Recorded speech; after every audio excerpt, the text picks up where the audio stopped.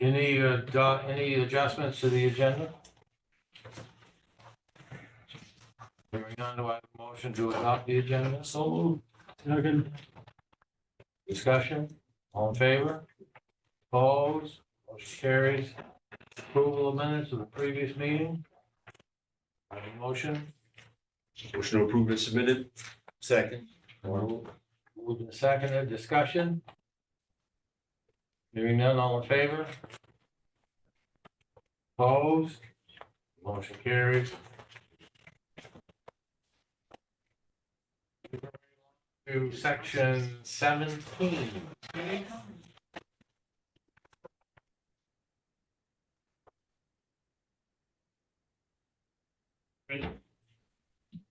Yes, ma'am. I had a couple of things that I would like to discuss about section 17, if that's okay. Okay. So in the meeting minutes that we just approved, I think what was documented is that nonprofits were essentially moved over to a grant program. I also think it said here that the county has a statutory requirement to contribute. And that the other entities that ended up getting moved over to the grant programs are volunteer and discretionary.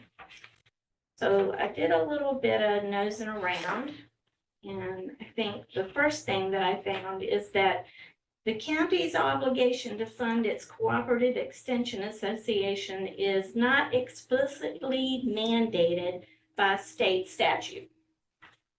So we're not mandated to fund them. We are authorized to tax the county residents in order to give them some money, but there is no mandate that says that we have to provide that money. So I just wanted to get that clarified versus what was documented in the meeting minutes, because that is really the situation that we have. The second thing is that when I went back to look at status for the Maine Cooperative Extension and the Hancock County Firefighters Association, both of those are coming up on the internet through AI as nonprofit. Now, it does admit that the Maine Cooperative Extension is a little bit of a unique nonprofit, but nonprofit nonetheless. So all of the other nonprofits that were in 017 all got shifted to a grant process, but those two did not. Just want to make sure that everybody's aware. I also did some checking on the Hancock County Soil and Water Conservation and found that it is not a nonprofit and that it is getting some funding from the state and has in the past gotten funding from the county, which kind of makes sense to me because it is part of the county district. So I know that I proposed at the last meeting that we include the Hancock County Soil and Water Conservation in section 17. I would like to resubmit that we should be including them as part of section 17 for funding. I questioned what their funding was the last time they were funded, which I think was in 2023. I get that right? $20,000.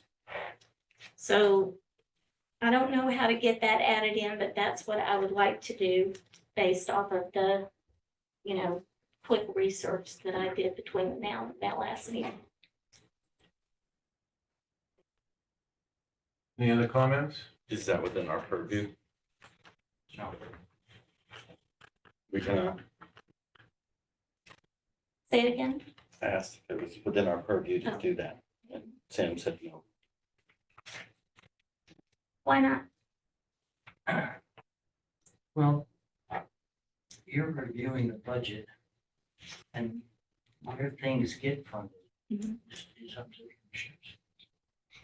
I'm sorry, Sam, could you? I said, what gets funded is something that the commissioners decide. And in the budget itself, that's where the budget advisory committee is. because it's between the department heads and the commissioners. Okay, And that's where you guys come, you're in the middle there. so we can't advise that we think something needs to be funded even though You you have certainly it? can advise. Okay. You can't make a decision. So we can advise. But we can't make a decision. I think we can make a decision that it should be added, can we not? That's how we would advise you that it should be added. Yeah, but they've already had a public hearing and stuff on the budget before. Am I wrong in my reading that a 3/4 vote Excuse of, me, can you say who you are? my name is David Dupre, and I represent the Hancock County Soil and Water Conservation District. I'm board secretary. It's my understanding that a 3/4 vote on the part of you good folks could then send the resolution or the proposal to the Board of Commissioners, and they would have to unanimously vote it down. That's not technically correct. No. What it amounts to is that a simple majority only requires of the BAC, only requires a simple majority of the commissioners to override that. But if there's a 2/3 vote or more, then that is a supermajority.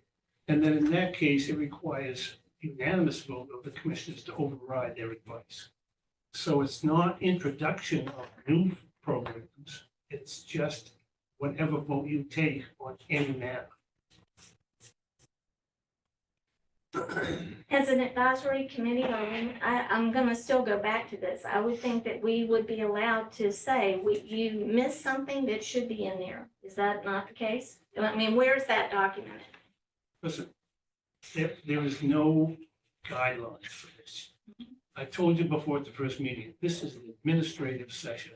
You people have the right to establish whatever rules you want for how you conduct your business. So if you say we want to introduce new legislation, I can tell you you're treading on dangerous waters with the commissioners, but nevertheless, because I say that because the commissioners have given you the commissioner's budget. Ask you to review the commissioner's budget. And if you start telling us what programs you want to fund in addition to that, then you're not reviewing the commissioner's budget, you're establishing your own. And so as Sam said, technically, you should not be introducing new programs and new departments and whatnot. You should be reviewing the finances that we sent you and giving us your advice on how you want to fund those. But you are free to do whatever you want, and the commissioners have to decide how they want to respond to that.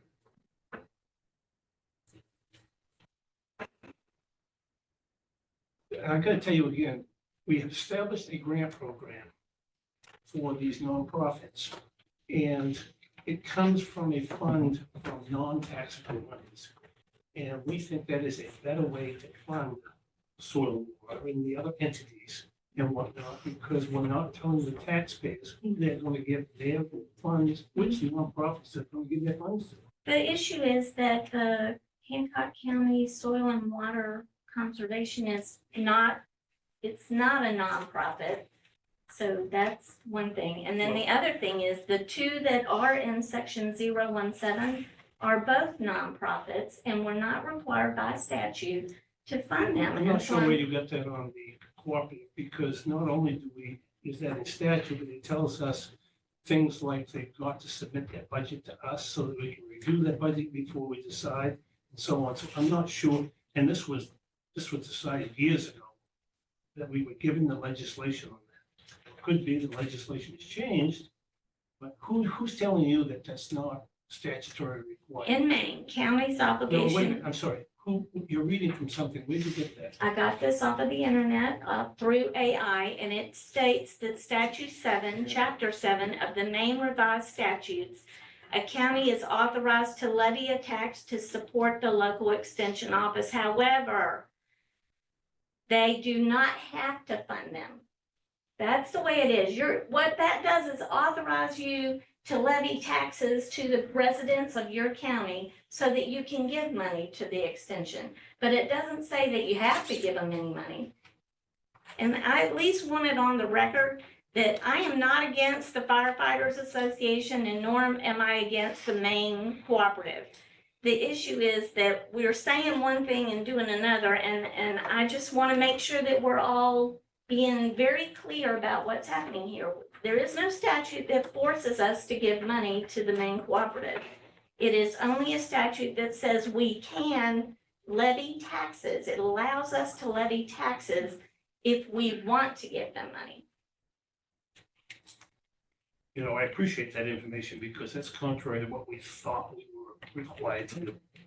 And we will certainly look into that because we're funding the cooperative sector because we thought we were statutorily mandated to do.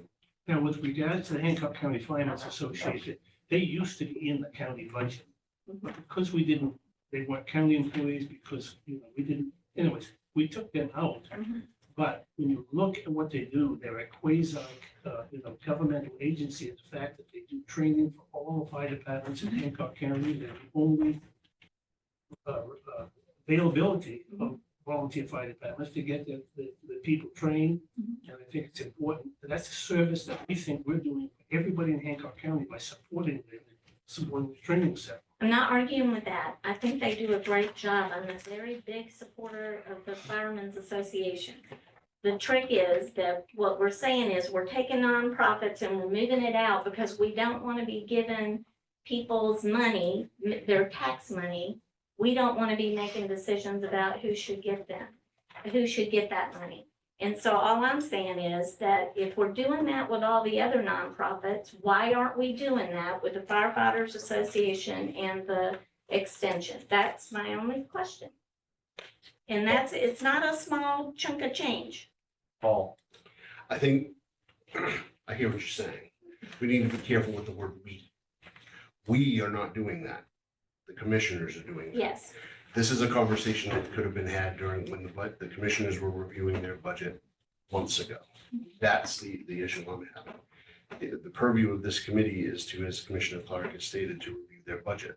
Now, I may agree with you 100%, but the issue still remains that I don't believe it's in the purview of this advisory committee unless we decide as a group to do so, to then say, okay, well, we're going to subtract, large things out of your budget or add new, this is probably where I mean to go with this, add new things to your budget. That's really the commissioner's decision to make. The commissioners have made a decision regarding how they're going to handle nonprofits. I mean, if we want to send an advisory message to the commissioners, I suppose, given what Commissioner Clark has stated, we can certainly do so. I just don't see it as our purview we did not do this. We did not make the decision to pull certain nonprofits out of Department 17. The commissioners did that. And so when the commissioners send the Budget Advisory Committee their budget for us to review, I think there's a narrow scope that we need to focus on. That's just my 2 cents, if that.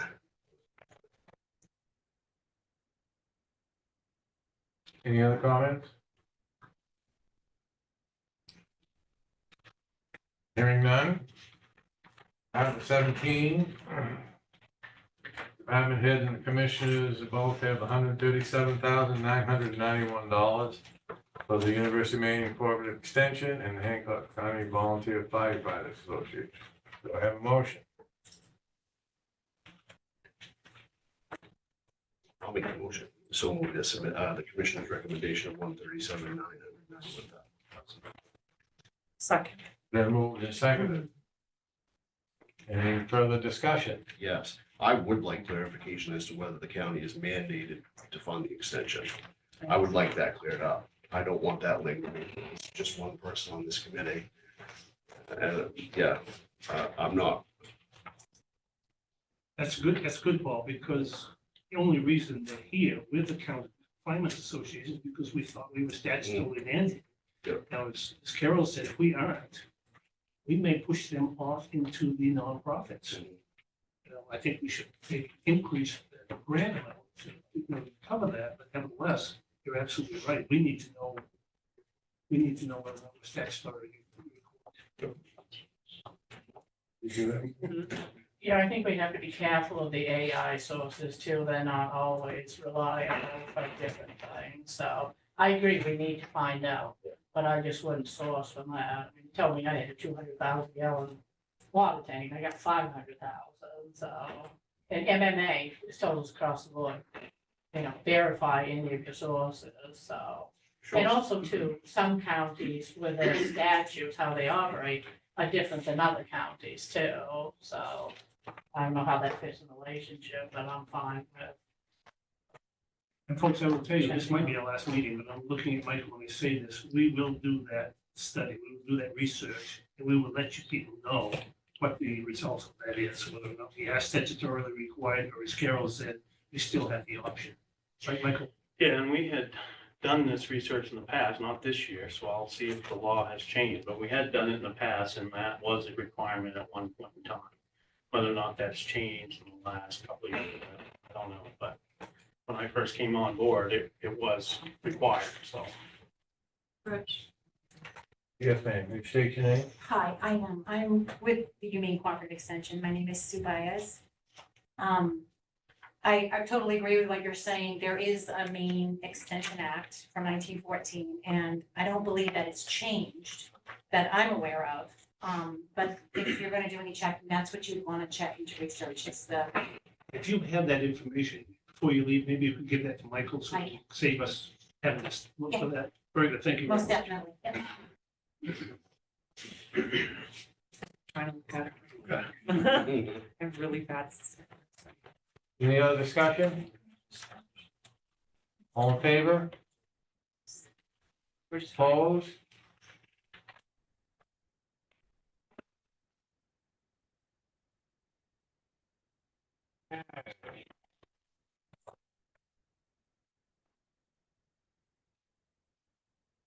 Section 14.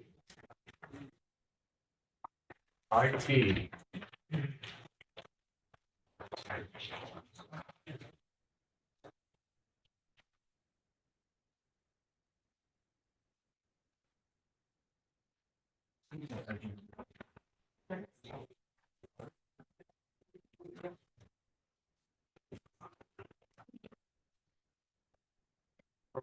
The department head and commissioners both have $5,000.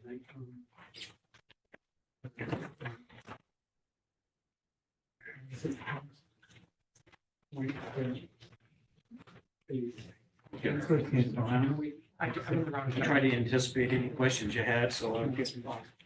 Printouts for that. Yeah.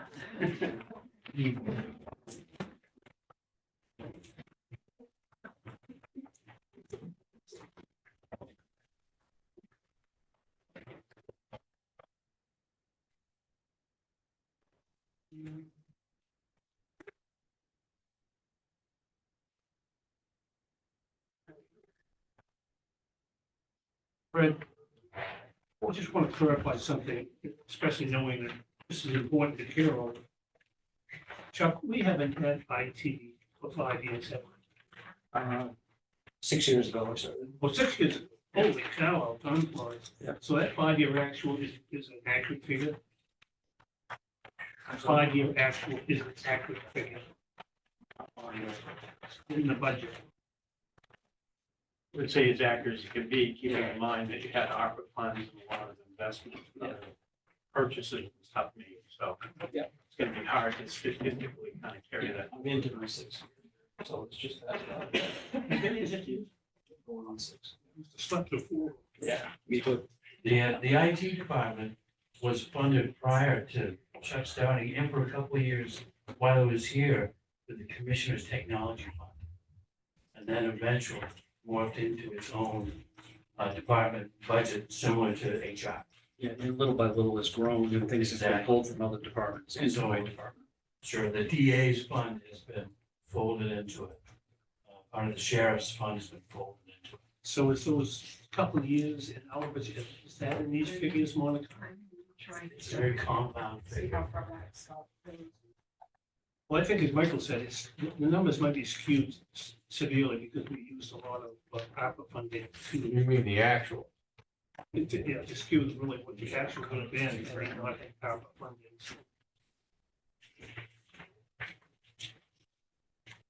Do I have a motion on the revenue? So moved. Second. Then moved and seconded, $5,000. Discussion? All in favor? Opposed? Motion carries. For expenditures, department has $485,324. Commissions have $469,324.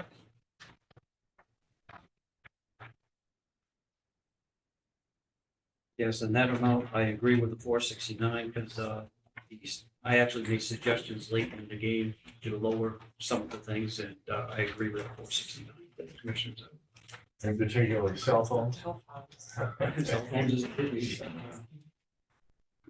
Do I have a motion? I make a motion, we go with the 469,324. I'll second. Then moved and seconded. Discussion? Yes, sir.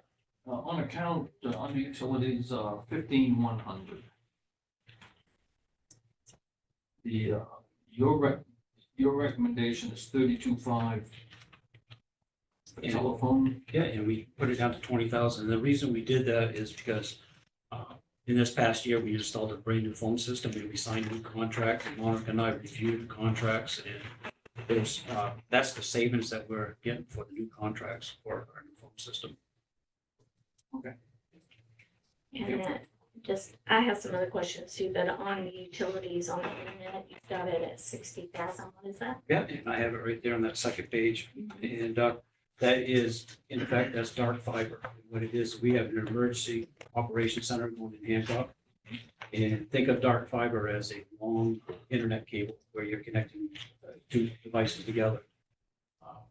So we're connecting Ellsworth to the new Hancock site, and we have approximately 75 terabytes of data on our systems. And to keep the backup system and disaster recovery site operational and in sync with the systems here, it takes dark fiber to do that, and that is the cost of the dark fiber. You're having to run it yourself. I don't run it, no, Consolidated installs it. I Yeah. actually, I install the two ends of it and hook it into our systems and make it work. But the physical one end of it, no, that's Consolidated. Okay. And this is the 911 building, or is it all the same? RCC 911 is part of the operations up there. It's Okay. on the operations center.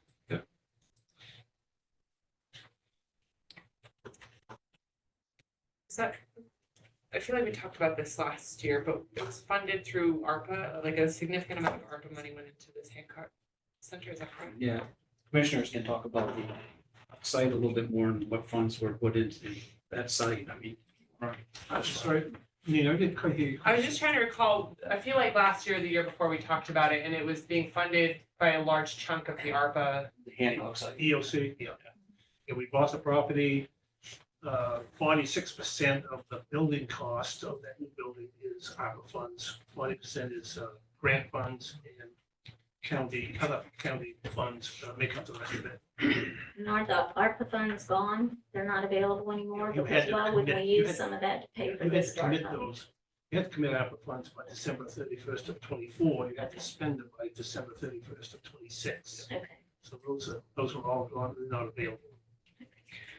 And then it'll have the 911 dispatch, what else is going in, what else, what will the center?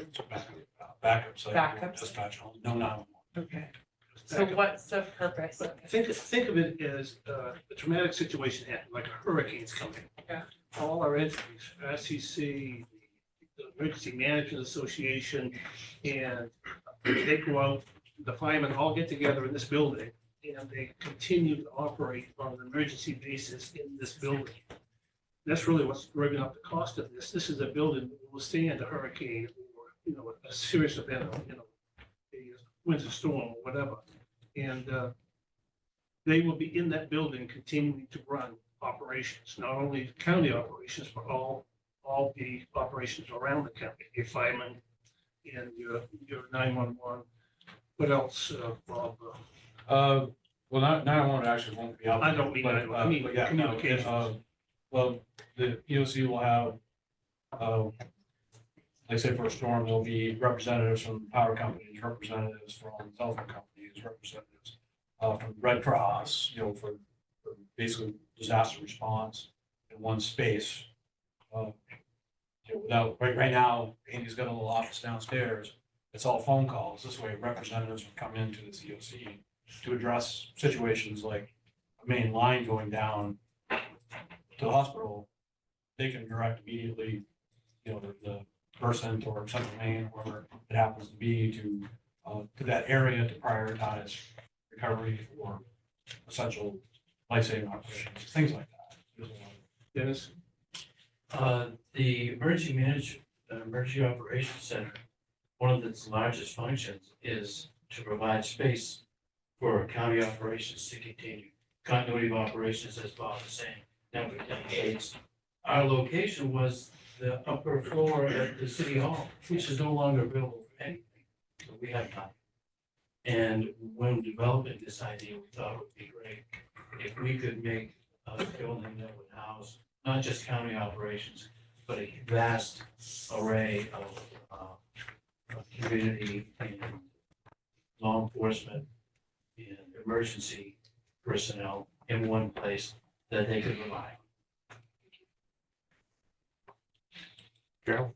So is it with 911 or are those two totally separate facilities? RCC and 911. RCC conducts 911 calls, but in the event of an emergency like that, those 911 calls go to another center. And so if we have to leave this building, 911 goes to, I think, Scott? State police back, St. Lucie Bay. all the way to Cumberland County. And as Dennis said, the operations will all move out to the site out there, but they will continue communications, dispatching fire departments and all those other functions. But 911 will go to another backup. Now, that equipment is provided for by the state. We don't provide 911 equipment, so that's why we don't have extra 911. Because we provide state contracts. So I had some other questions here on the personnel. It looked like that just in the total numbers, it's 2/3 of what the actual was. The actual is 2/3 of what the budget is. So I'm just trying to understand what huge hike are we doing here? And I also wanted a little bit more explanation on the tech support helpline. Are you hiring people to do that or are you hiring a service to do that? And I did try to put that in there, but we'll go over it. The second line there, the 106, actually, is our cybersecurity still an administrator. And we have a reserve account and we've been paying him out of a reserve account. And we have one more year, I believe. Is that right, Monica? Where he will be, his salary is out of the reserve account. So that's not showing up here and he's not showing in the employee cost as well. The IT support helpline person is an entry-level tech support person that I need in the department. It's been approved by the commissioners, and we actually have a person that we're reaching out to with HR to employ him. Right now, the computer department has grown so much. I was probably running 20 to 30 tickets monthly that I was behind on. Right now, I'm probably up around 110 things that I'm behind on. And I gave you a little list of some of the tasks that I do. And some of them will take, 10 minutes. Other ones might take a week or two long. And I cannot get to the administrative tasks because I'm getting so many calls on.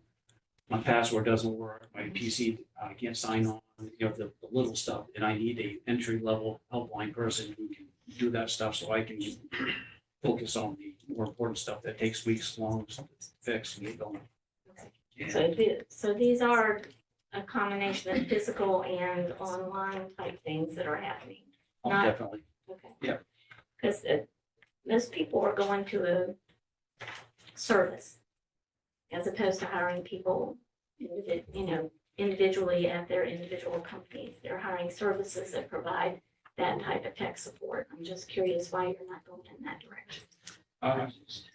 For me personally, I think that would be a nightmare. They do not know our systems, and I think with working with my people, if you work with somebody that's here, knows the systems, that's a better benefit. They know what's going on. And then we have the problem with half of our location, it has to be CJIS compliant. where you have to go through extensive background checks on our computer system. I go through the same background check that deputy does. Right. And so you're gonna go out to a outside service and say, I'm gonna put you through a background check that's 40, 50 pages long and look into your history, and you have to do that with every person in that company. That doesn't work. Okay, A lot of Chuck's, the tech support stuff Chuck's talking about, it's physically here on site. Yes. yeah, I got that. Yeah, no, we wouldn't be working remote. None of us work remote. We're hands-on. And the same thing was true of for some reason, the employee costs like more than doubled. So I was just wondering, actual versus what's in the budget, so I'm just trying to understand what happened here.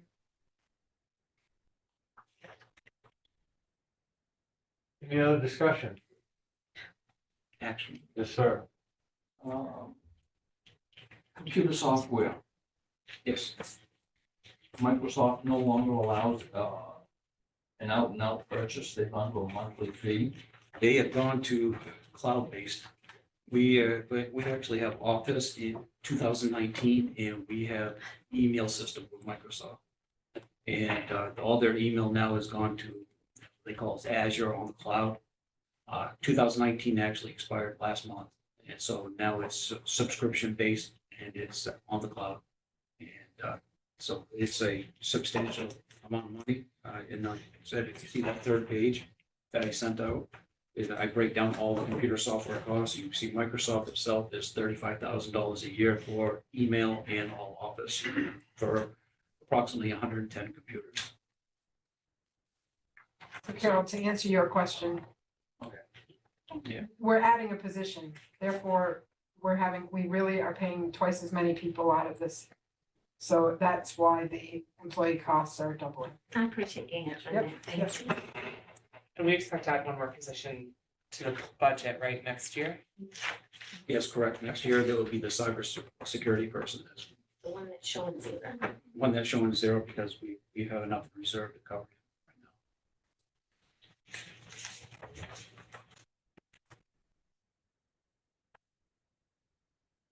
now. Any other discussion? You have a motion? There is a motion. There is. We have a motion for 469, 324. All those in favor? Opposed? Motion carries. Thank you. Thank you.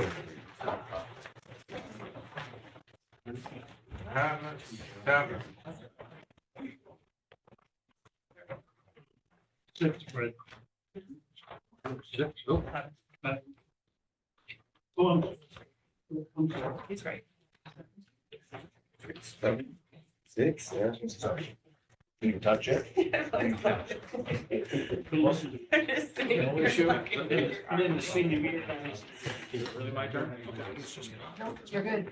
Thank you. Very much similar. So. Regional Communication Center Dispatch. Department head. Commissioners both agree on the revenue, $192,945. I move the revenue amount of $192,945. Second. Been moved and seconded. Discussion? Can you explain to me what contracts are? So we have dispatch contracts with, we directly dispatch approximately 27 fire departments, we dispatch 4 or 5 ambulance services and a couple of small PDs. Sheriff's office is covered in the county tax. So but there are other towns that we do not provide dispatch service. We do PSAP service, 911 service, because they're kind of separate. We're all the same people, we're all in the same spot, but the functions are actually separate. So that is the fees for, there's a very small per capita fee based on population, based on fire dispatch, medical dispatch, police dispatch. And that's for all of the contracts that we have with all the towns that we provide service for, they pay a small fee to help offset the costs of offset taxation. Can I just say what I heard you say in case I misunderstood you? There's towns in Hancock County that do not have a contract with you for this. Correct. They have their own, the town of Blacksburg, city of Ellsworth, the island departments, gets it. They have their own dispatch offices, their own, their full-time. If I call 911 about Friday, I can call them. You get me? That's why it's different. So we're a dual function department. Gotcha. 911, we are the 911 center for the entire county. So we take the medical and the fire calls, we process them through legislative, protocols. Yeah. And then we notify those agencies that, hey, you have a fire at 123 Main Street, or you have a 72-year-old male who fell in his yard, things like that. Police wise, we don't have protocols, so those agencies like Bucksport, Ellsworth, we can transfer those calls directly to them until the state decides that we have to do law enforcement protocols too. And then we'll probably have contracts with all the agencies, because they won't have, they'll need a dispatcher, but they won't be taking calls. 911 calls, local calls, they're getting calls. Do you still do the calls for Ellsworth evening and weekends? We do, but overnights, just overnights, not full weekends. Yeah, we still do. Did that answer your question? Kind of? Yeah. Okay. Lots more questions, but I'm happy to go off one.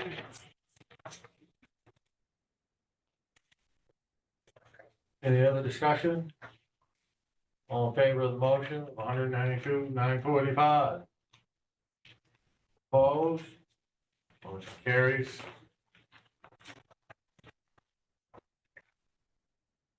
Expenditures, department heads, 1,639,247, commissioners, 1,637,52.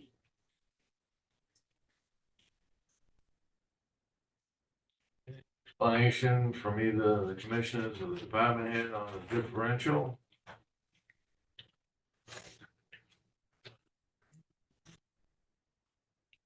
They searched feverishly to try to find it. We did, yeah, I think there's we reduced the part-time, and I agreed with that during the last meeting. A little bit on FICA, Medicare. Yeah, and then a Training little bit of registration. some of the training and supplies and things like that, that Supplies. equaled about 6,000. So, And maintenance repair. No, that one's okay. Oh, it was maintenance repairs, 1,000. we're okay. I'm okay with. We have a motion.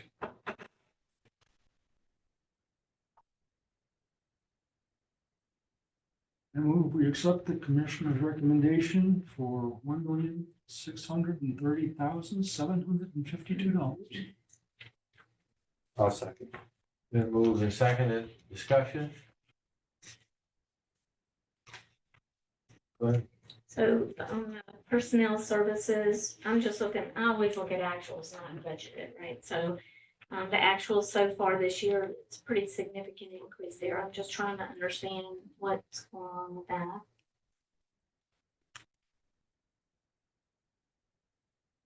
Well, there's a contractual, I'm not sure I understand your question, but I'll try to answer that.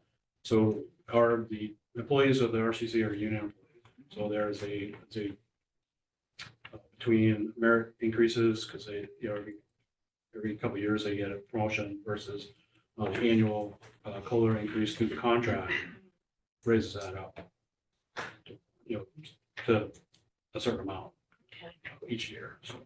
So the 819 that's showing as actual, do we have any more current numbers than that? I'm just curious, is that I will, really? I will at the end of October, And I'll update it again. I was just trying to figure out how close we're getting to what the budget was for 2025, because we went up $100,000 over that.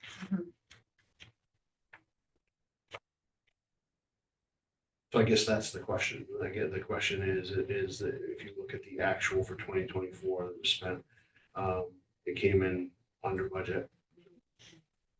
If you're looking at the figure for this year, there's an increase when in fact we seem to be spending under budget a majority of the time. Right. If I'm trying to anticipate the question. I'll try to answer. So our overtime costs have been much more this year. We've had several of our employees were out for extended periods of time. We have to maintain, we're not like other departments where, Jim hurt himself. He can't come to work today. We work without Jim. We have to fill Jim's position. And I use Jim, I don't have Jim, but Yeah. honestly, I've filled probably half the vacancies out of without paying overtime. Had I not done that, Number one, we're trying not to be, we have a limited staff, we have 12 dispatchers.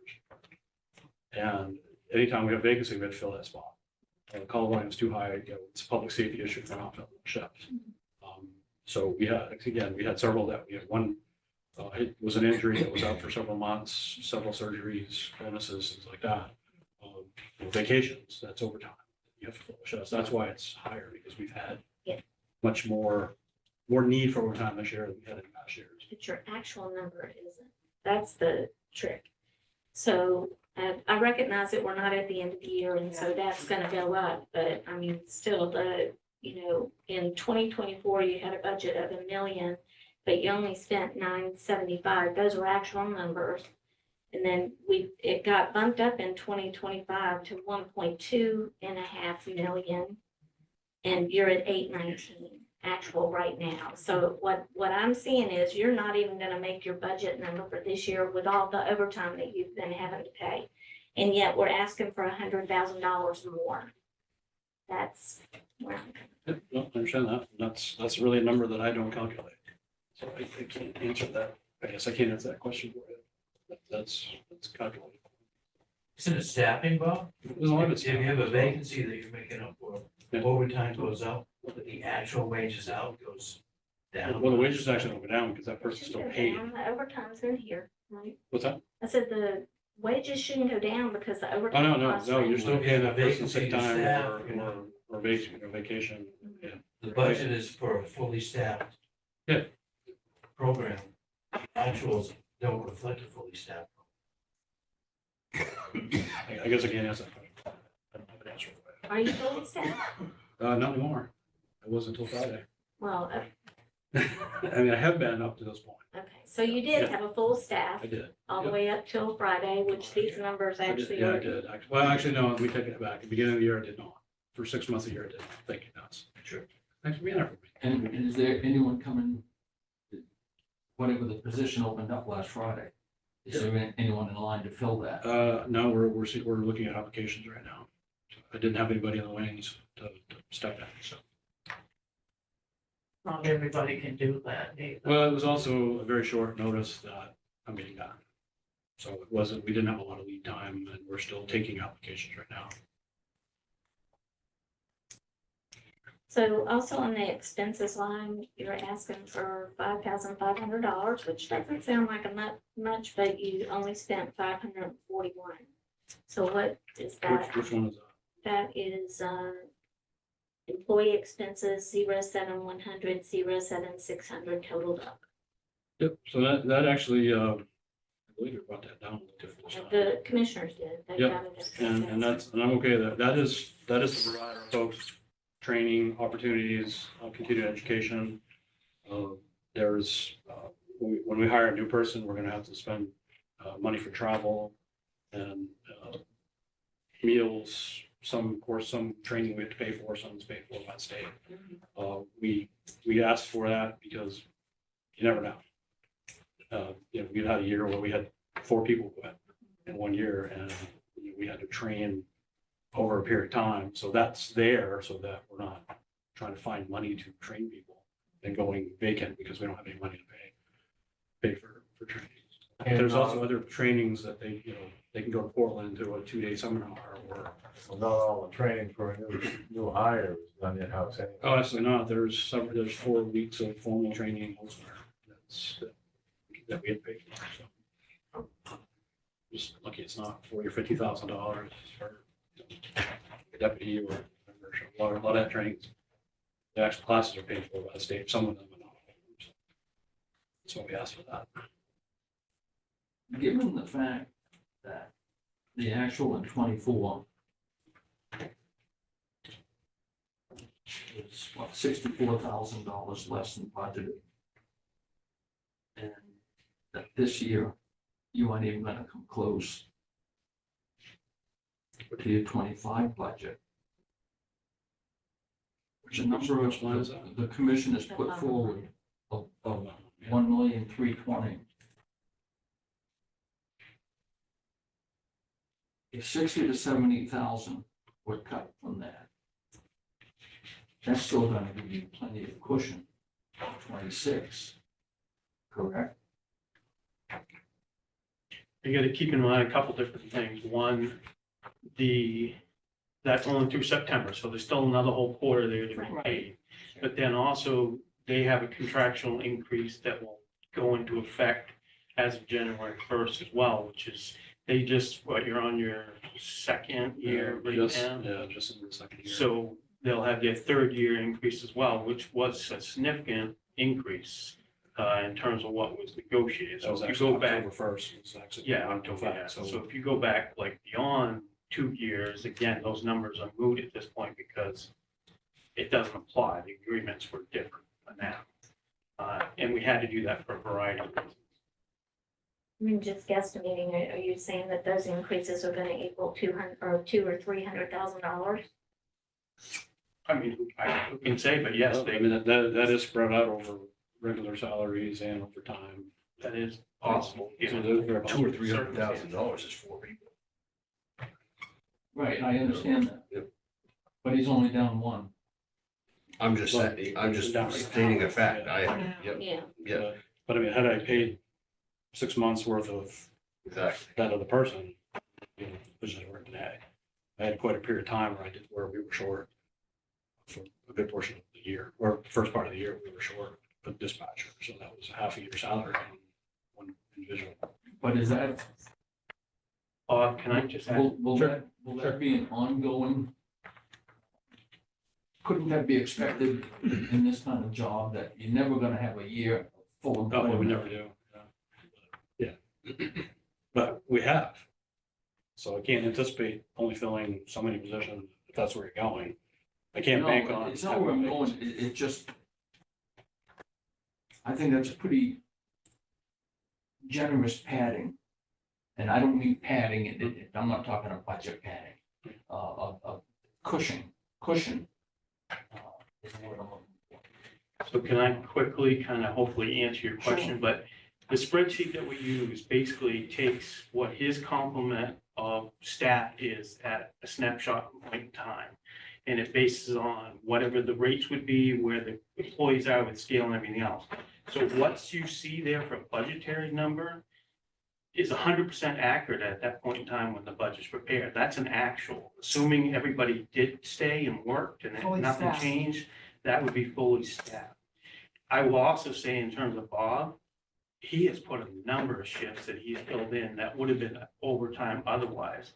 So to me, this is another example of where you're penalizing staff and department heads for actually trying to save money by turning around and telling them you're gonna lose money because you didn't use it this year. And you know, that's gonna change the process going forward next year with department heads, because I'm already hearing it. A lot of them are gonna say, well, we're just gonna spend it then. If we're gonna get penalized for saving the county money, then we're just gonna spend it, you know? And if Bob was something to happen to Bob, those overtime hours would have been substantially higher than what you're seeing right now. I'm not saying don't make adjustments, but all the budget numbers you were given are actual based on the time that they were developed.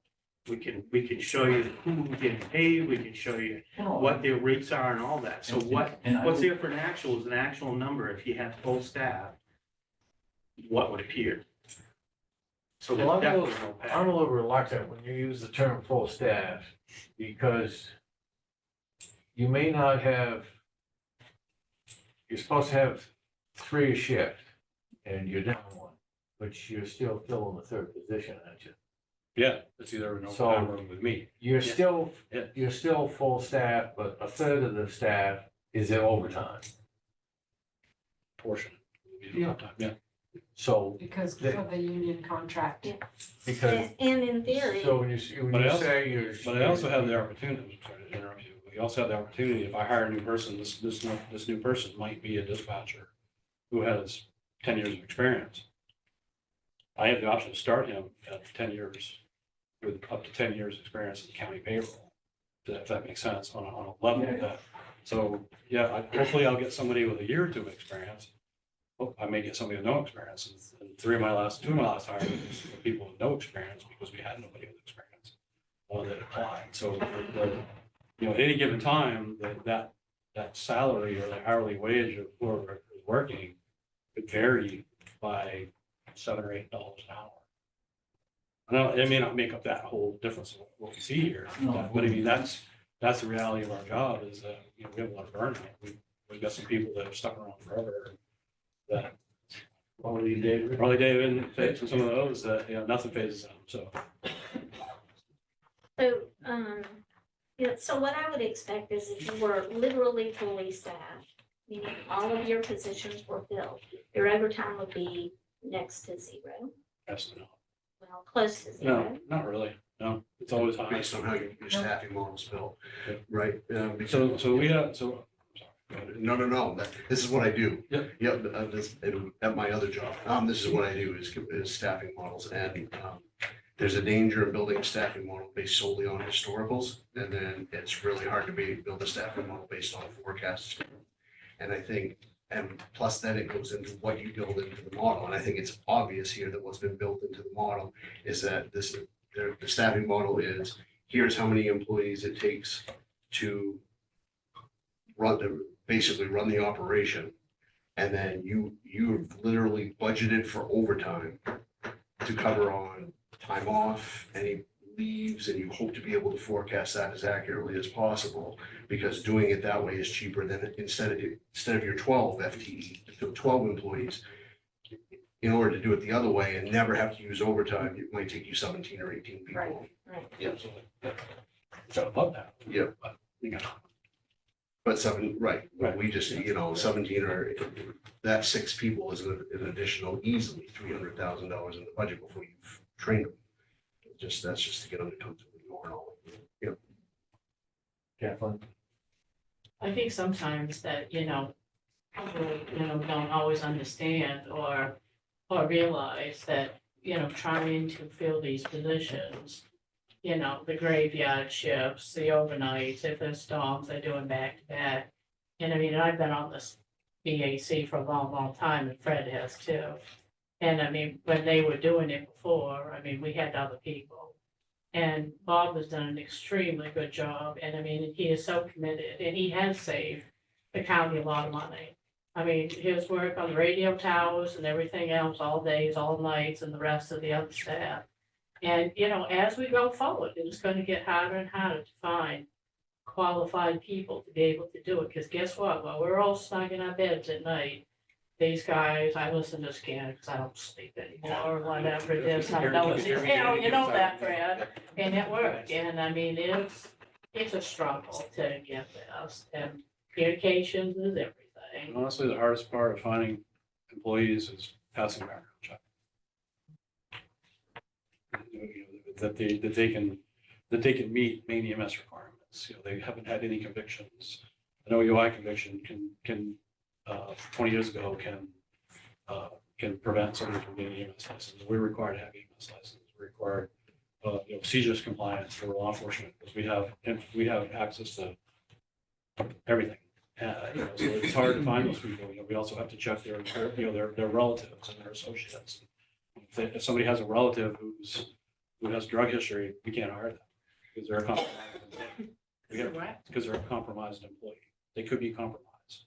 You can't hire anybody who has a relative who has substance use disorder. You can't get them, the state won't allow them to work. They won't give them access. We have to be very careful. I feel like that disqualifies everyone. And that's why it's so hard to find people. I mean, we have, and that's the background that we're required to do. Is that if your spouse is a criminal, or we have to be very careful on incidental disclosures of things that, who wouldn't do whatever they have to do for their kid, which could include, trying to destroy records or burying things, and that comes back, and that's very bad on all of us. That destroys the trust of our organization, and the integrity of what we do. So, sorry, just so I'm understanding, it's not the substance use, it's a criminal record associated with the substance use. Or if they have major history, criminal history, we have to look at that and make a determination that is this risk worth, are we going to risk? Right. I mean, it's not fun. I mean, I hate hiring people. Not hate hiring people. I love hiring people. It's hard to get people I hate through the having process. to go through the process because they get, and then there's the access provided by outside agencies that may or may not authorize access. Then OUI, would you? If you can't get a Maine EMS license for Maine for emergency medical dispatch, you can't work. That's a requirement. There's a lot of requirements. So our job is, we're not quite at that point of law enforcement, but we're right there. And there's outside entities that I have no control over. There are licensing requirements that we must maintain. That, yeah, I mean, they can get waivers, but we can't hire somebody and hope that they'll get a waiver. And they have to be, they have to go through the training to apply for the license. So it's very, we have a very narrow field of people to actually choose from with confidence. And then again, you hire somebody and they interview really well and they test really well. And they, 6 months into it, they still can't get past week 1. We have to start over again. And that's expensive. Yeah. Geez, I'm just thinking of a couple of my relatives. You aren't gonna hire me. Yeah. I guess it depends on the people. You were gonna reply, right? Well, I mean, they have to go, they have to go through a fingerprint background check, federal background check. If they're from another state, we have to go to that state for the background check. But there's a lot of, Do you have to do drug tests? we're not required to do a drug test. But we So long could, enough. yeah, we could. But that's additional costs and we're trying to do the best we can. Any other discussion? All those in favor of the motion, 1,630,752. Opposed? I'm sorry, 752? 1,630,752 The dollars. commissioner's number, right? Commissioner's number. That was what the motion was for. I got 1630. All right, never mind. So you vote for it? Yes, I'm Okay, for thank it. you. I'm sorry. 3752. You got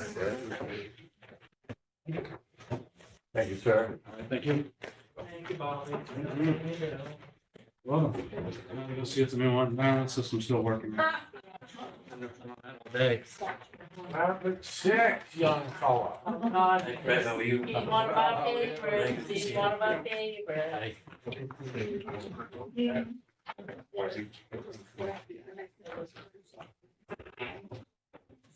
Good evening, all. How do you do?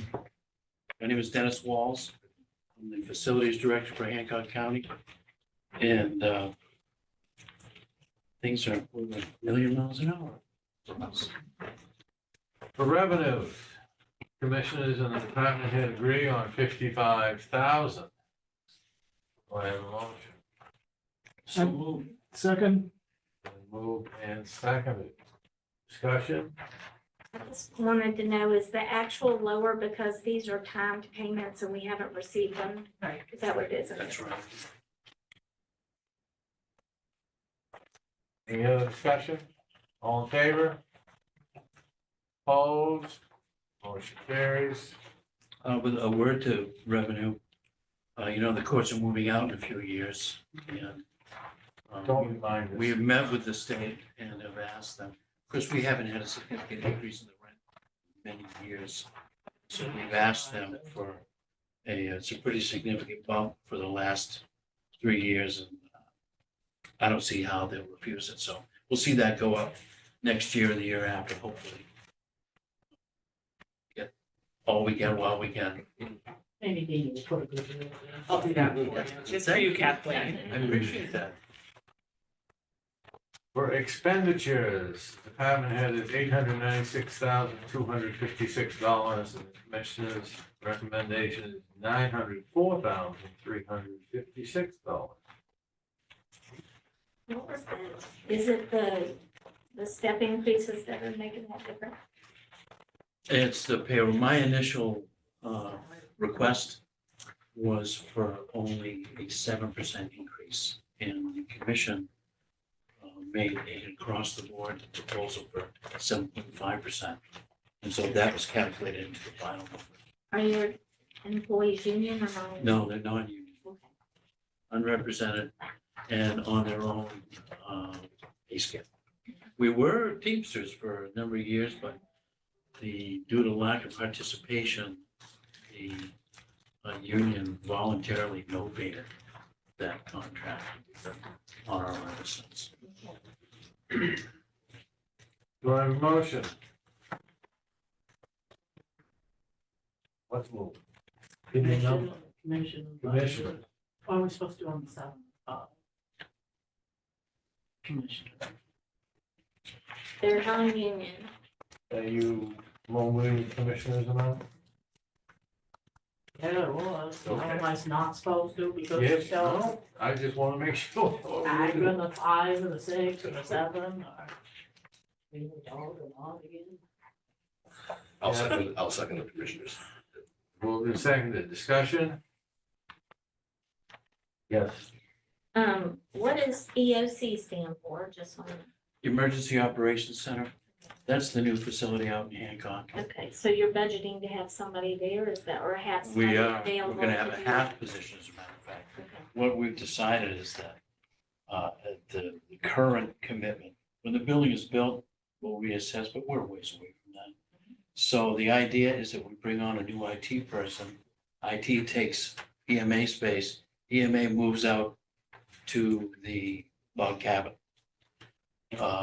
We're gonna need to staff that for cleaning, but it's not a full position. So we're working with the airport to split a position that cleans the EOC log cabin Yeah. and then goes to work for the airport, does their terminal.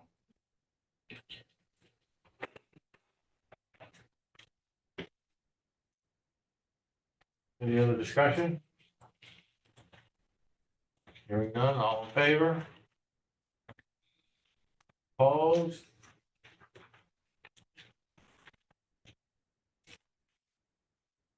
Thank you, folks, really appreciate it. Thank you, Dennis. Dennis, we can't count your vote. Oh, no, that no one ever does. At least I'm not voting against.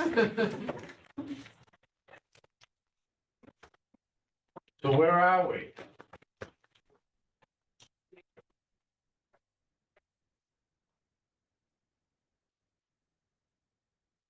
So that's, no changes, that's where you're at right now. Is that the same as we have in the book? No, it would have gone up a little bit because of the changes made the last couple of meetings. Okay, I can't see it from here. It was originally at 8.7, I believe, and it's now at 9.1% overall. There was the addition of the 42,000 or so for the PFMLA. And I had a slight math error myself in civil. So that's been corrected. But other than that, I think everything was voted at the commissioners. What was the 42,000, please? Paid family Yeah, medical leave. PFMLA. County Department 20. share. In health, under health insurance, we had to make an addition. Okay. That was discussed last week.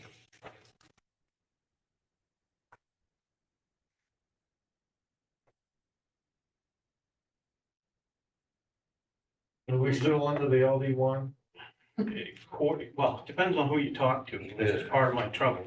Municipalities. huh? Municipalities, and probably 70% of the assessors keep telling me, why do you keep asking me for this information? Because you don't need it.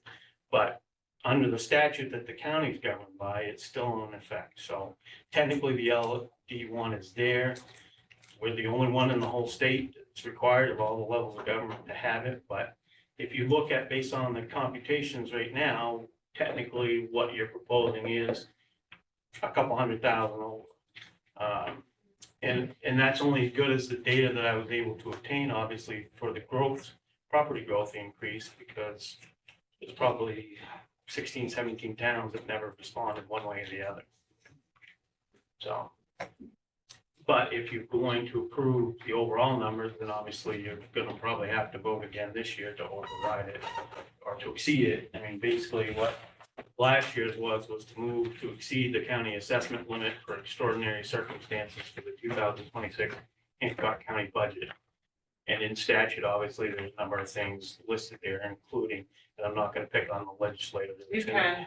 Kathleen's being nice. Unfunded mandates and a whole bunch of other things that throughout the year, our organizations go and visit you and try to articulate and argue for, so. But basically, yeah, I mean, that, if you want to approve what you've approved, which is basically that, then you will need to kind of confirm the numbers and then also vote to exceed.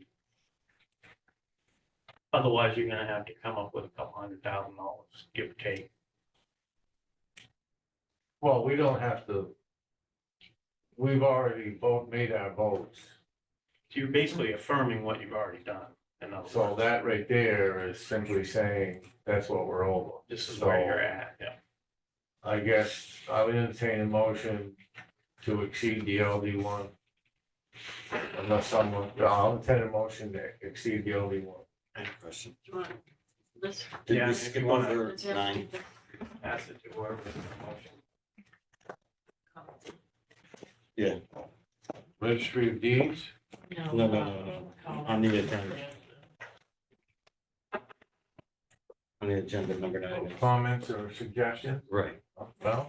Right, before we get into the final Okay. votes, I just want to go back and echo what Carol was saying and advise that, I realize we can't put it in, but advise that soil and water be put into 17. Whether the extension belongs in there or not, I agree with Carol that soil and water should. So I would like for us to take a vote to just advise them to consider putting it in next time's budget. So motion, That's a motion. second. Discussion? I'd just like to say that you can easily discuss this with the commissioners just by putting it on the agenda. Discuss it. Bring your supporters. I mean, I'm not saying I'm for or against it. Mhm. I'm just saying, you decide whatever you want to do, but really it needs to be discussed at the commissioner level because that's where we decide. Right. And by doing this and taking a vote to advise you to do such a thing, then you can put it on the agenda, right? Any other discussion? You can hope that you will. Look, if you make a recommendation, you don't have to put it on the agenda. If you guys are concerned about this, and I agree with you, that you should put it on the agenda. You can have a discussion. I'm not saying you shouldn't vote, but I'm just saying it really doesn't take place at that level. Right. We understand that. We're not saying put it in, we're just advising you to consider putting it on the agenda for the future budget. When is next? What are you- Commissioner? To put it on, what's your motion? First of My June. motion is that November 4th. by voting, we advise the commissioners to put it in next year's budget. And whether they have to put that on the agenda, whatever they have to do. And a second. I'll second. Well, sorry, for a second. Okay, sorry. Any other? Thank you. Could you tell us what soil and water does? I'd be glad. Yeah, just really quick, I just don't. Really quick, it's maybe a couple minutes. I don't know if you want to take the time, but I have prepared a presentation of the county's soil and water. It's what we do and how we're restricted by our constraints, our fiscal constraints. Would you like to hear? Yeah, or you can email it to me too. It sounds like most of us got an email. I don't know that I received the email about with this information, and I didn't. And then I I don't. didn't get an email. I did my own research. Well, it seems like before last week, some of Mhm. folks know. No. They reached out and said it should, Nobody reached but out it's to me. not like an explanation. So, and it seems like it was taken from the budget before my time on this committee, so I just am curious about what, like, by not funding it, what do we lose and what do we gain, I guess, by funding it, or what service do you provide? to the I town? believe 2023 was the last time that we were funded by the Department 17 budget, which was, I believe, $20,000, which is a considerable amount of money to be able to cover the cost of administrating what we really don't spend money, get money for, and that is the actual work that we do. All funding is through, for those projects are through grants. We are constantly working on developing our grant situation. We've organized ourselves much better this year to be able to do that effectively, so that we can then know that the grant money can be relied upon for our operations. But we only have a 29-hour person who's working as our district manager. She was an office manager, but her capacity is so amazing. She's a second year. We said, okay, we will make you county, our district manager, but we were only able to offer her an extra $1 an hour. And then we have a 20-hour new recruit that she is, well, can I just, I'm gonna confuse things. I'm just gonna read through here and that'll give you a sense of where we're coming from. Chairperson Frederick Erlenbach and members of HC Budget Advisory Committee, thank you for allowing me to speak to you this evening. This is my 5-minute presentation. I am David Dupre, Board Secretary of the Hancock County Soil and Water Conservation District. We are a board of volunteers who rely on the funding we raise through grant agencies that is applied almost exclusively to our county stakeholder operations. We rely on our annual funding from the Department of Agriculture, Conservation, and Forestry to pay the hourly wages for our 2-member part-time staff for whom perform office and field operations. We must rely on this annual funding also for our administration costs. We once were able to rely on the recognized automatic annual funding coming from Department 17, which ended, I believe, in 2019. I could be wrong about 23. that. It was 2023. Many examples qualify our work for this status, especially with county lake associations who integrate their property values with effective conservation. They include assisting acquisition of funding for and offer technical services to Branch Lake shoreline residents so their camp stormwater runoff erosion problems do not impact Ellsworth's water supply. We anticipate this work becoming more critical with advancing rapid global climate change. We just received another award to protect the city's drinking water. We spearheaded organizing Orland and 3 other Narragansett-Orland River towns into an effective coalition to acquire the Alamoosic and Toddy dams being abandoned by a Canadian corporation and administer them within 2 quasi-municipal taxing lake association watershed districts. We work with river herring harvesters in Franklin and Orland to educate residents regarding the role of these sea-run fish in increasing the efficiency of nutrient cycling and ridding of our camp lakes and of phosphorus runoff pollution. I personally have organized our Orland Migratory Fish Day celebration into an annual event so that we can get the word out to our citizens about how important these conservation measures are.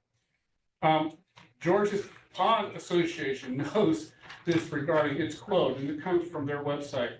Algal blooms, fish kills, loss of water clarity and spawning habitat, and a pea green mess that no one wants to swim in. While we performed a Clean Water Act 319 grant project for them in 2021-22, we have had the good fortune of hiring our 29-hour-per-week office manager last year to be able to promote her to district manager due to her capacity and enthusiasm to take on additional district work with extraordinary competence. We could only offer her another $1 per hour this year. We have had the good fortune of hiring our new, young, educated technical field manager, despite being offered only 20 hours a week. He is a fast, enthusiastic learner who we are growing with free online and field training in gravel and lake smart stream crossing management from DEP, DACF, and especially Waldo County Soil and Water Conservation District, our sister next door to us, who seems to have more money than we do. We have empowered him to write grant proposals under our supervision that would grow his hours at the same time he is expanding our services to our clients. But balancing grant writing efforts with field capacity constraints is a challenge, as his position, being half-time, must become full-time as successful grant proposals materialize. I'm wondering what you would think about a motion to reinstate us if it were to come up for discussion. we would be asking for the same level of funding we had in 2019. That's Questions? Carol had said that you're not nonprofit. Is that accurate? You know, I am not certain about that. We are a 403C, 319, what's it? Are you a 501c? 501c4, I believe, which is a variation of not-for-profit, but I'm not quite sure about that. I know that we had a problem with the Maine Community Foundation with a grant proposal because we were asked to be a fiscal manager for a grant that would fund an Orland initiative, an education initiative. And they said, oh, well, we're really sorry about that because there's a technical qualification here that's being mismanaged. And it's no fault on your own, we're just trying to look into that. So to answer your question, I don't know your name, sir. Norm. Norm? And Norm, Norm, thank you very much for your question. I think we're a not-for-profit with a variation of some sort, but I'm not. You know, we are considered a state agency in the sense that we work hand in hand with the University Cooperative Extension Service. A lot of what they do, and we got together, for instance, at a blueberry field day last week, got rained out, but we still were able to have one of their speakers, despite the shutdown, come and speak to blueberry farmers up in the, you know, way off down, almost near the Canadian border. So we just do a lot. We are a multifaceted, multi-operational, entity for the county residents. We fund small growers. We work with citizens. We educate. We have backyard rewilding programs that citizens are capable of getting money for if their lots are large enough. And we work extensively with entities who are about invasive species management. So we do a lot of conservation service, and it's really what it comes down to is that our most successful grant proposals are the 319s that come in for lake association work on their lakes, where everybody is sheep by jowl along the shorelines. And that means their septic systems, which are aging out, their dirt roads that predate, historically predate the DOT. We're constantly working to try to keep these roads passable and not polluting our in this case of Branch Lake, the drinking water of Ellsworth. So does that give you a sense of where we're coming from? Norm? Yeah. Any other questions? Where the lakes are and the surrounding ones, do you solicit money from the towns for? Yes, your they are, the 319s are, I believe, matching grant. So we don't actually give them money. They apply for the grant and we facilitate their acquisition. And the money that comes from the state through the DEP is matched with their lake association dues and monies that come from them. But do you solicit to the towns, is the question? Oh, you mean the municipalities? Well, just like you got one pond up there for, Orland, do you ask them for money for your work? Well, we are gonna have a vote on the 4th in Orland, where I live, for 2 lake associations to become quasi-municipal taxing bodies. And they will, according to the referendum, Orland would be paying 50% of the operational costs of keeping the dams managed properly, because they'll be taking ownership of them from this Canadian outfit. So yes, in a way, municipalities pay their fair share. Hold on. What about the city of Ellsworth, where they water? The question, No. The question is this. You would like the commissioners to consider reinstating your funding. That is correct. Have you gone to any municipalities outside of Bucksport, Orland, any other municipalities and said, we'd like you to fund this? It never occurred to be a board secretary. I think that's what. After to consider going to the municipality as opposed to coming before the county commissioners. I would take that under advisement, and I'll take that back to our board. I was just asking the question. Okay. Yeah, I'm not trying to. Okay. No. Have you seen a compressor desk? Well, no, but that's why I was asking, Carol? I haven't because I mean, it seen it, seems so like I'm he's gonna- doing a lot of work with the associated towns, and you're talking about Ellsworth City, I mean, maybe they could be a help to you for. They, Fine, actually, we do get monies from the Ellsworth Green. We do get some monies, I believe. I'm not sure about that since I'm the first year secretary, so I don't know all the details of the county soil and water, but I am learning them. So those are questions I can take back No and get town clarified. specific. Carol? I know. Oh, is that You're giving me not that for me? side eye again, What? Brad. I can't help it. Just a general question. I know there's people that's interested, you know, in coming before the county commissioners. But I guess maybe you guys can, you know, answer a question. I mean, I know you guys have always been good. If I've had a concern or something like that, or if I've reached out to Michael, you know, you've always heard me as much as you hate to see me or whatever it is. But how many of these other organizations do make the effort to come to you guys to explain what they are doing? Because I want to circle back, because everything is a process to be considered in a budget. And, you know, and it just kind of, I don't think appealing to us, and I'm not saying they're not worthy, is the place to start for the consideration. That's the only thing I'm, you know, concerned with, but I just really want to know from you two that's here tonight, how many, like Hancock County Planning or the other ones, how many of them really come to you, spend time with you to understand what they do and have this back and forth this? When we had full Department 17 and we dispensed that all on Department 17, I will tell you from experience, that was a club. And it's difficult to break into that club. Only the people that were last year that got funds this year. When we abolished 17, except for the two entities and whatnot, we set up a grant program. At that point, Kathleen, anybody and everybody could apply. And I don't know how many applications we got. You, Mike, I think I remember how many, Well, and we had like over a dozen, I think last year, 13 and 14. 13 to 14, and we funded, I think we funded 8 of them. What happens is that we take the amount of money that we have and the scoring, and we keep going down until we run out of money. So we funded 8. But my point, Kathleen, is that before, nobody was welcomed into the club, so you couldn't get any new people to come in. When we opened it up to a grant program, we told everybody, tell us what you want, and those people came to us, just as you're saying, and told us why they wanted their grant money. So we actually expanded the ability of these nonprofits to come to us and get a crack at the available funds, which they didn't have prior to us taking it out of 17. Well, I understand that, but I guess my more pointed question is, how many organizations really make that effort to come? Other than just saying, hey, I'm submitting an application or whatever, or just kind of inform you what their activities are in the county. Like We don't get that. Pardon We don't Yeah, get that. come to the commissioners meeting. We only get that through our grant program, which is the best place to do that, because if somebody wants to talk to us about getting funds from the county and whatnot, we direct them to our grant program.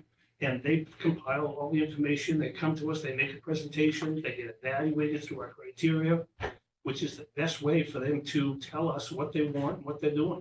Okay, so the only way you'll hear them is if they've applied for the grant. Other than that, they can't come talk to you. Well, they can, but we would tell them that the best way for them to be recognized is to put together, their program, bring it to us through the grant application process.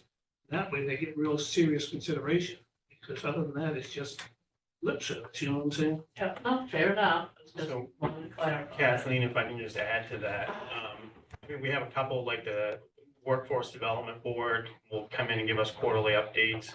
And Hancock County Planning Commission will connect with us periodically about different things that I will share with the commissioners. But the majority of the time, it's just they send out their literature and say, hey, fund us. And other than the grant process, that's usually what we see, so. No, that's very helpful, thank you.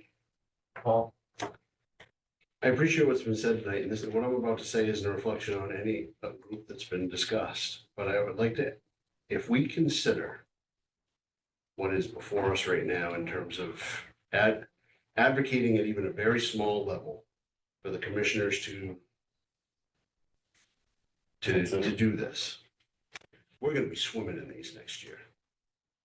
We're gonna have people trying to circumvent. There is a process, and I think what Commissioner Clark just advised is that, in fact, there is a more fair and thorough process for for these type of grant applications than there was in Department 17. And I remember Department 17, and it was the same old names asking for the same old money every year. And quite frankly, there were occasions where if we asked questions about how some of the money was being spent, it was like we were questioning. Oh, I know, I remember. So I think that the process that is in place is good. I don't think it's in the purview of this committee to start advocating for groups like this, because using an well-worn phrase, the road to hell is paved with good intentions. I think we all mean well here, but a year from now, you're gonna have the potential, I should say the potential is that there will be other groups trying to do just that. And quite frankly, perhaps reestablish the club. And if I offend anybody saying that, I apologize, but No, I I'm think kinda the known for process that. is there, that's Yeah. what I wanna see is Yeah. process, and it's up to them to decide how they deal with it, not us. Like all of us might have a nonprofit in our head right now, where we're going, okay, why not this other That's one. agency that we Yep. personally find, and that's not to say that Soil and Water isn't doing an important service for the county, I appreciate what you're doing, but I just have concerns about Completely making agree. a motion on one. Completely agree. I mean, Special Children's Friends was one in the club. You never heard me say a peep because I have an autistic daughter that could speak because she went there. So, but you see where I'm going with this. Oh, Yep. Restorative justice. Yep. You pick one. So one thing that in my mind that is making this a little hard to equalize is the fact that we have a section 017 to begin with. Because if we're saying that all the nonprofits, and I did look it up, it's a 501c5, which means that you're not tax deductible. If I make a contribution to you, it's not tax deductible, so it's not a charity. But you're exempt from taxes when you're buying things. So, you know, in my view, if we're gonna say, we're not gonna pick favorites, we're not gonna have a club, we're not gonna do this, then why don't all of the nonprofits move over to the grant process? And if they want money, then they go through the grant process. You have control of that too. So, you know, you're not losing any control of who gets what money. It's just making everything equal, because right now it's not. I don't think. I mean, you've got 017 and you're allowing 2 groups to participate in that. I think we talked about the fact that we thought we were required to fund the amount. I sent you 2 pictures of what is in that statute, so you can. I look at it. understand, we're gonna look into it to make sure that we need to meet the requirements. And if we don't have to, then we do have that, and you're right about that. But, and the fire, firefighters association, that's something we feel like we should fund. I agree with Carol though, and Billy, you said this too. If that is in fact the case with the extension, We don't have a disagreement. yeah. There's one more factor though you gotta remember, and if you're interested in trying to keep down the amount of tax money that our property owners have to pay, remember this. Under the old 17, every dime of that was raised through taxation. Under the program now, we have discretionary funds that you people can't get involved in. It's sold to our authority. We're using 80% of those to fund these, what used to be funded under 17. So that's non-taxable funds that we're using. So if you want to go back to Department 17 and raise all that money, you're going to increase that budget by $80,000 to $100,000 that you're taxing the taxpayers. Because right now it's being paid from a non-taxable fund.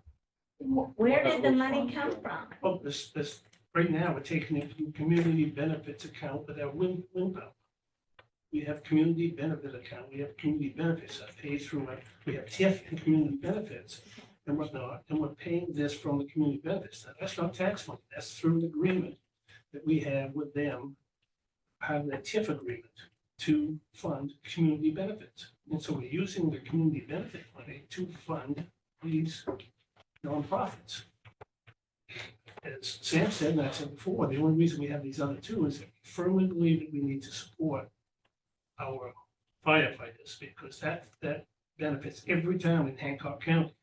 And second of all, we thought we had to submit the extension, and I'd be very surprised if that law has changed since 1914, but maybe it has. But Again, if you want to go to Department 17 exclusively for all these handouts and whatnot, add it to the taxpayers. Because right now, it's not being paid, only 20% of it is from the taxpayer. Any other discussion? Something brief. Hmm? Something brief, or what I think will be brief. I just want to highlight that, and we talked about this last time. And I want to make sure that that the awareness is across the board. We discussed last time that we had an option when it came to the 7.5% versus the 5. And we, It's a point of order. We have a motion on the floor. oh, I'm sorry, you're 100% correct. Yeah, it's like- Forgot about that. My turn. Thank you. Sorry. No, I apologize. I thought he was going to that somewhere, somehow. He's Yeah. gonna end up there. Nope. Any other discussion on the motion? The motion, can we restate the motion? That we send like a suggestion that they include soil and water In next. in next year's budget in 17. So the motion is to recommend to the commissioners that soil and water conservation be Really added, a recommendation, yes. added to Department 17. And they are a nonprofit. So's the NFL. Just stating a fact. Yeah. They know how to raise money. Only not Like tax those tickets, deductible. those stadiums. Not rated. All those in favor? Opposed? Motion failed. Okay. You had a comment. Yes, and I'll try to be even briefer. We discussed last time the difference between the 7.5 and the 5%. And that we had an option to go through this budget and every line and approve either the 5 or the 7.5. And that if we did approve the 5 against the commissioner's recommendation, that there was the opportunity, I guess, to send the commissioners a message that the 5 is the number that this committee and the perhaps the taxpayers in turn would be more in favor of. There were 3 commissioners here last time who all seemed to indicate that whether that happened or not, the 7.5 was going to be the number that they ended up going with. Right. And I just want to make sure that I've said that in public. I want to make sure that I'm not putting words in anyone's mouth at this committee or frankly, the commissioners. That the 7.5 is the commissioner's recommendation, and if this committee were to come back with, on every line, a recommendation of 5%, the commissioners in all likelihood would take that and adjust it to the 7.5. I think in all likelihood is the right phrase, Paul. Yeah. It's pretty good. Correct.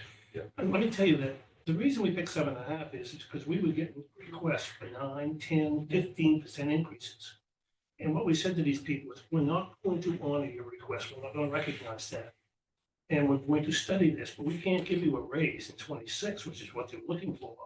We're going to adjust your wages in 27 after we do the 26 study.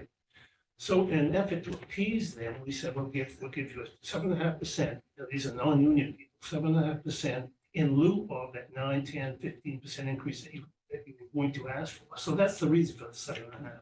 I know it's high. We would not have given 7.5 this year had we made a decision on a COLA. But it's because of this agreement to study in 26 and pay in 27 that we did the 7.5%. I just want to make sure, I had a question. I wanted to make sure I was clear on it, and then I figured I'd bring it to the committee. That's all. Well, the 7.5 is only reflective to the non-union. Correct. Yep. That's not the majority of the employees. That's right. Any other comment?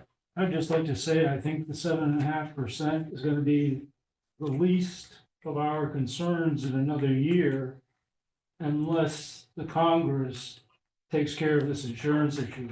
I think the insurance costs will dwarf any 7.5% increase in wages. So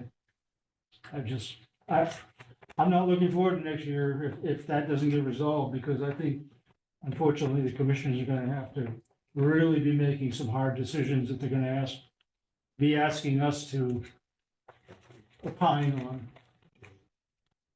And just counties was the town too. Doesn't affect anything here, just.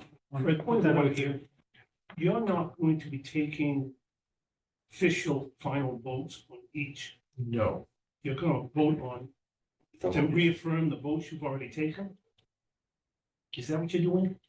No, the only thing, we've already had our votes, and the reason I'm reluctant to say that we're gonna vote on this is because not everybody voted in agreement with each individual section. So if you say, we call for a vote that says this is the number in essence, we're asking you to change your vote. Right. So this is the number that each department was voted on. When they're added up, that's the number. In the past, you haven't taken final official votes? No. Kathleen? No?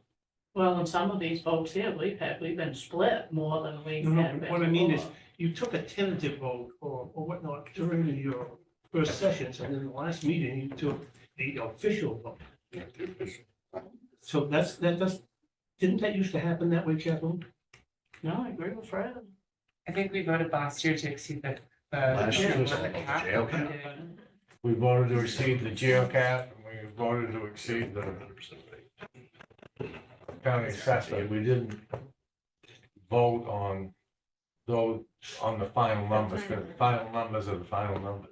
The final numbers you're talking about, what is on that screen is the same what's on the No. first sheet? No, that's changed. No, And that's could you- the problem, you can't vote for that because you have taken individual votes on each line. They're not. They're just voting to They're exceed. just, so at this point, if I understand where you want to go with this too, the only vote you're taking is to essentially exceed the LD1 number, which is consistent with the prior votes that you've already taken. So we're not changing any numbers up here. These numbers are based upon us inputting back into the spreadsheet all the prior votes and amounts and changes that you've made.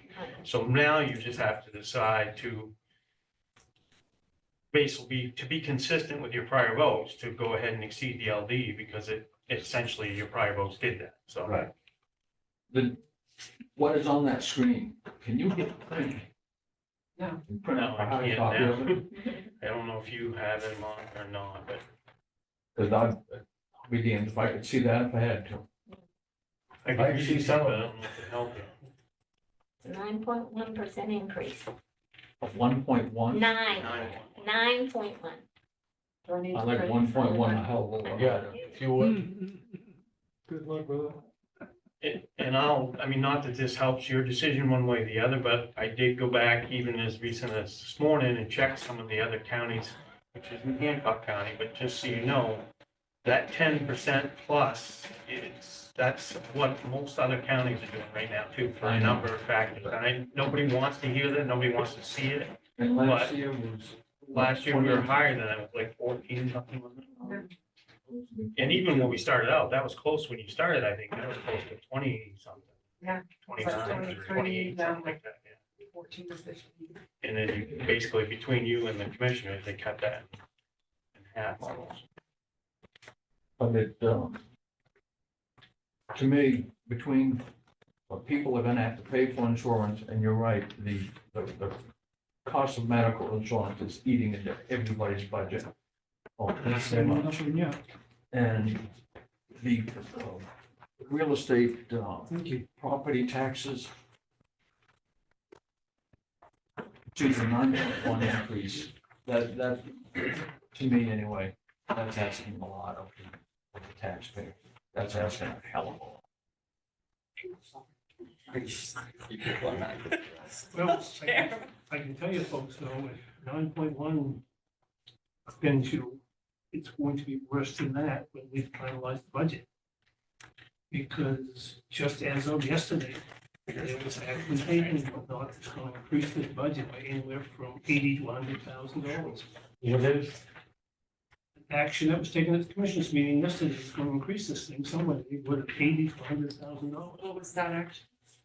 And What was the action that was in taken? the drug task force. The sheriff's department successfully argued that they wanted to put an agent in the drug task force. In order to do that, they had to take patrol deputy out of the patrol and put them in there. But they can't take any patrol deputy out unless they replace them. And what they're going to do is take a rookie, put him through the arduous task of applying and get him into the academy, train him, do field training, which is a process of 6 to 8 months and whatnot. Once he's fully certified, then they're gonna take somebody out of the patrol division and put him in the task force. So we had an agreement with the state, we pay half the cost of an agent. Now we're paying the full cost of training a deputy. So it's half the cost of the agent and a full cost of a deputy. And we haven't done the computation yet, but at some point before we finalize the budget, we're gonna have to completely redo the task force budget, which is going to not only raise the cost, but it's going to decrease the revenue we get from the Department of, from Maine Drug Enforcement, because we're not gonna have an agent in there that we're gonna get reimbursed for. So my point is that it's only gonna get worse no matter what you think now. And because you're not taking final votes, you don't even have an opportunity now to correct what you thought you voted on with the drug task force. Is that, once they got the new employee, can they change their mind? Because I know that they, last year, if I'm not mistaken, they wanted 2 new deputies, They didn't get, and it wasn't budgeted. No, it was but it was budgeted, budgeted, but it but they wasn't weren't approved by the commissioners, so they didn't get that. And they asked again this year for 2 and it didn't get approved. It didn't get, Wasn't in the budget. it's not there. The, So the answer to you is that we hope we have the authority to tell them, if you're going to train an agent, he's fully certified, now you've got to put somebody in the task force. But if they don't, no, we're gonna keep this new guy, we're gonna keep the guy who was gonna put in the thing, and we're going to increase our patrol staff. Short of dealing with that at a subsequent budget, I'm not sure what we can do about it. is the MDEA, as far as the Hancock County part of it, is that fully staffed now? That's the question on what fully staffed means. Corey Bagley was the supervisor back in 16, 17, before he got done as supervisor, whatnot. Tells me that they had a supervisor, 3 in Hancock County and 2 in Washington. Dakota, who was in the task force a couple years after that, says it's 1 supervisor, 4 in Hancock County and 2 in Washington County. So I don't know. The bottom line is right now they have 1 supervisor, 3 in Hancock County, 3 in Washington County, and every one of those is being paid by some entity other than Hancock County. We don't have we're not paying for any of those. They're finally being fully funded by other sources besides the county. And what we're doing is that they want to expand now their office, rather than us using the county funds and whatnot to make sure that they have minimum staffing, which is what our original intent was. We're now paying them to increase the size of the task force. And I'm arguing that that's not what the task force was intended to be, and I don't see why the citizens in Hancock County are subsidizing the state agency. You've been jabbing toward Nina and whatnot about how you want the state to pony up and start paying, the county and the municipalities for services. And here you are, here's a situation where they're adding money to a state agency and, a county tax money.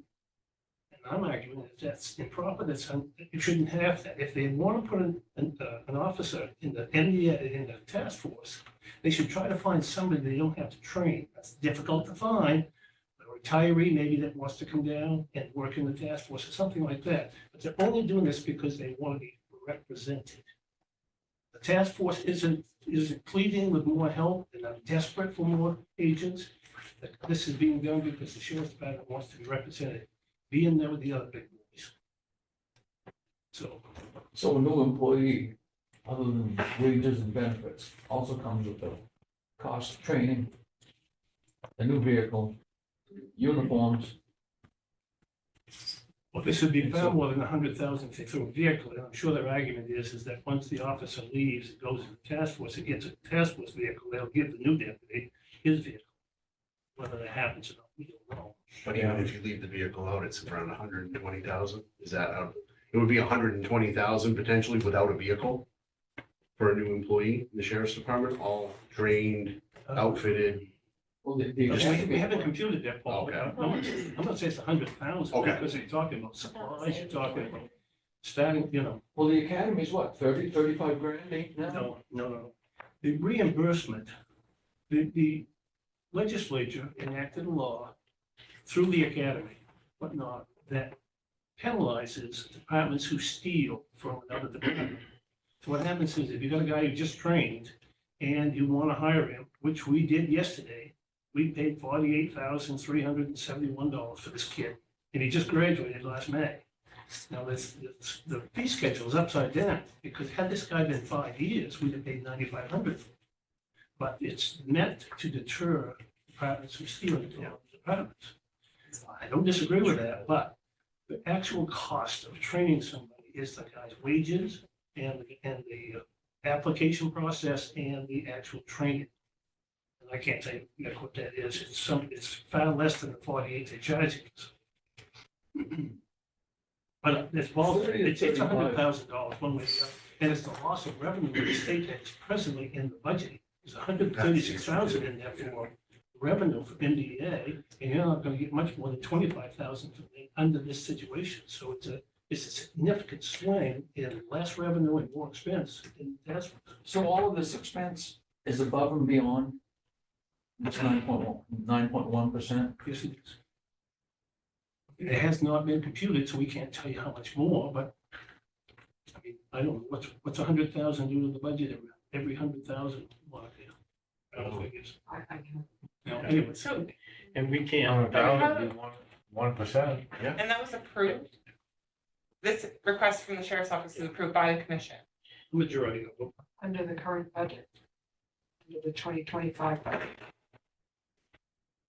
So, Chairperson, not to cut this short, but unless you as a committee are gonna go back and readdress that one department, it's moot discussion at this point, because it doesn't impact what you've already voted on. But it or makes me approved. feel, Michael. I know, but I mean, I don't wanna have it, we could sit here all night and talk about it, but we don't have any numbers, so I can't say. Don't take away the I feeling. can't say I have. his is right or his is wrong or whatever. I'm just saying, unless you want to go back and do that, and then we'll be here again next week. I mean, the reality is it doesn't impact the decision you got before you right now, so.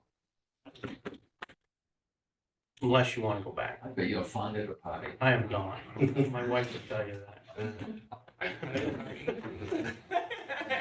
Like, it's, you know, I go to bed. I'll make a motion, move to exceed the county assessment limit for the extraordinary circumstances of the 2026 Hancock County budget by an amount of $201,918.68. I'll second. Discussion? All in favor? Opposed? Motion carries. Rather the soil guy get that 100,000. Me too. I just said I would rather that the soil guy get your $100,000 than the Task force. task force or enforcement task force by way of the sheriff's office. I bet he Whatever. agrees with you. What? I bet he agrees with you. Yeah. I now have a name. David. I have a title. Soil- Soil guy. Don't love that back. So in essence, Bill, what we've done is we've It's okay. I put it approved in these that numbers. quasi-municipal. Yes. in the legislature. What you're calling final, what we've actually done that. We voted to recommend you exceed the LD one. What we've done in the It felt like past. a joke. Like, in that one. Okay. We'll have to go back now and examine each vote each week, study each one to see whether or not it's a simple majority or a super majority. Most of them are, most of them are a super majority, but there were some. Well, no, I say that because you've got to, There was one. it's got to be 2/3 of the full membership, which means you've got to have seven Seven. votes, no matter how many people are here, to Right. get a super majority vote. Right. What was the I one? think most of them At were. the very beginning. Yeah, there was one that They was say you- 5 and 5 and. She said there was one that was a supermajority, so I'm curious No, what. there was one there was 5, And 5. 3, 5, 3, and 1, I think it was. At It's the very beginning. super majority has to be seven, no matter how many people So there vote. was no votes that were supermajority. There were 7 and more. Yeah, Were there any votes that were, I mean, other than, we had many unanimous votes, but were there any that were split that had a supermajority? There was one that was a 5 and 5 that you guys revoted, and then it was. Yeah, the Simple. sheriff's expenditure budget was 531. Right. So that's a simple majority. That's a simple majority.